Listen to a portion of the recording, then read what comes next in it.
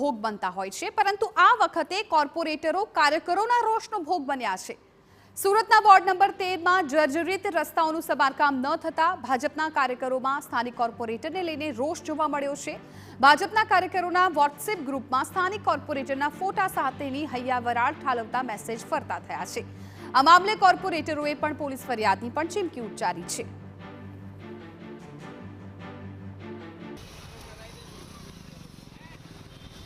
સુરત શહેરના ward number 13ની અંદર ફરી જે રીતે પોસ્ટર છે તે વાયરલ થયું છે, કારણ કે બીજેપીના વોર્ડ નંબર 13નું સોશિયલ મીડિયાની અંદર એક પોસ્ટર વાયરલ થયું છે।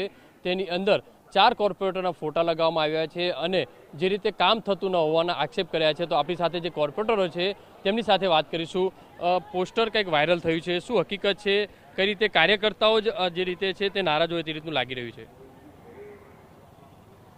પહેલાં તો હું એ કહેવા માંગીશ કે આજે મેં પણ જ્યારે ન્યૂઝપેપર જોયું ત્યારે જ અમને ખબર પડી અને જ્યારે માહિતી મેળવી, અમારા વોર્ડ પ્રમુખ જોડે વાત થઈ, અમારા બીજા કોર્પોરેટરો જોડે વાત થઈ, આવું કોઈ ગ્રુપ અમારા વોર્ડ દ્વારા બનાવવામાં આવ્યું નથી। એમાં આપ જોતા હશો તો ખાલી 3 જ જણ ઉપર તમને નામ દેખાતા હશે।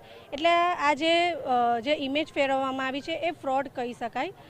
અને હું આપણે કહીશ કે અત્યારે જે રોડ રસ્તા માટેની જે આના માટે વાત કરવામાં આવી છે, ઉલ્લેખ કરવામાં આવ્યું છે, તો અત્યારે 89 જેટલા રોડ છેલ્લા 2 મહિનામાં પેચવર્ક કરવામાં આવી રહ્યા છે।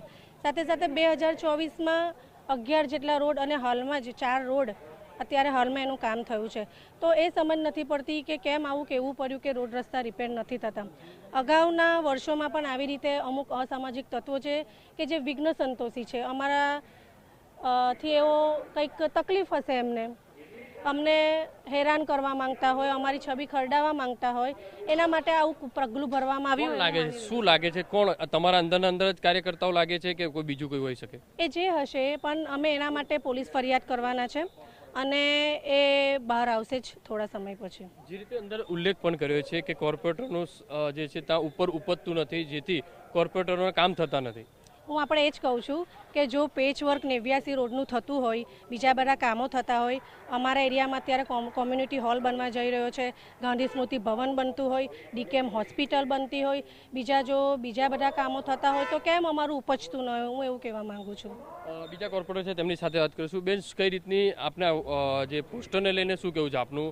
કારણ કે અગાઉ પણ આ તમારા જ વોર્ડના જે પોસ્ટર વાયરલ થયા હતા। અમારા વોર્ડમાં કાયમ 6-8 મહિનાની થાય એટલે અમારી આવી પેનલ અમારી ફેસબુક પર કે વોટ્સએપ ગ્રુપમાં મૂકી જ દે છે, પણ અમારા કાયમ અમે 4 સાથે સંકલન કરીને અમે દરેક કામો પર ધ્યાન આપીએ જ છે વિસ્તારના, ને હાલ અત્યારે પણ બધે રોડ રસ્તા બની જ રહ્યા છે। તો કાર્યકર્તા ક્યાંક નારાજ એવું લાગે? હવે અમારા કાર્યકર્તા તો એવું નથી, પણ આ કોઈ ફેક ગ્રુપ બનાવ્યું છે વોર્ડ નંબર 13નું, તેમાં આ ઇમેજ ફરી રહી છે।